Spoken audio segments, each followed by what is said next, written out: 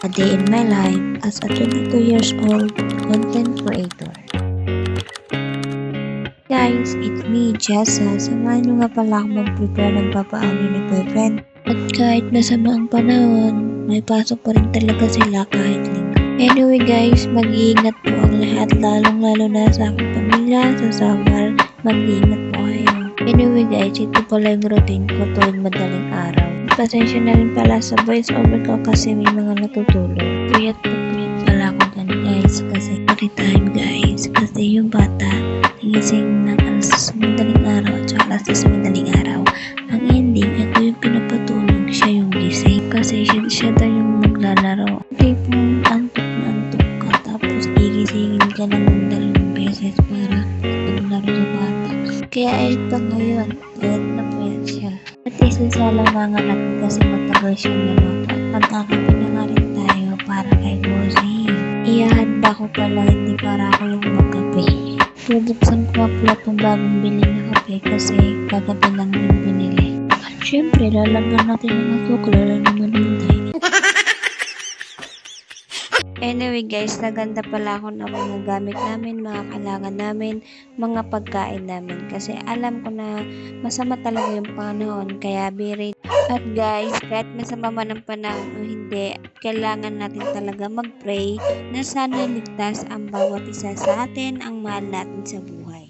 Anyway guys, dyan pala ako nagpapainit ng tubig kasi nga mabilis siya kumulo.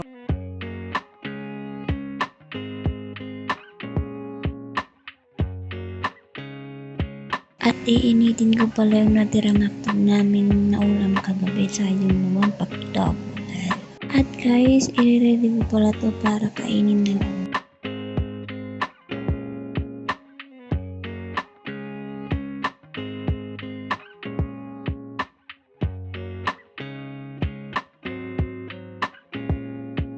Ito naman, i-ready ko rin para sa pambaon niya. Anyway guys, sumigim pala ako ng palaman na yan. Kaso hindi ko rin nagustuhan kaya hindi na ako kumain.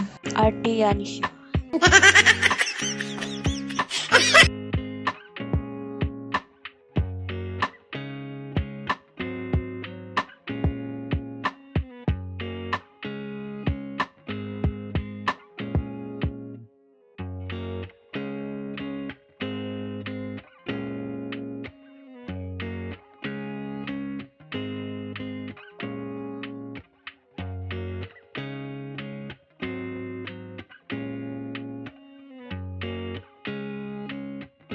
At ayan na guys, luto na ang sinaing kaya handa ko na ilalagay ko na sa baonan niya. Guys, late update ako kasi wala pala silang pasok sabi ng foreman niya at tumuulan din kasi nga araw ng bagyo. Kahit walang pasok guys, sinuloy ko pa rin talaga yung pagkakanta.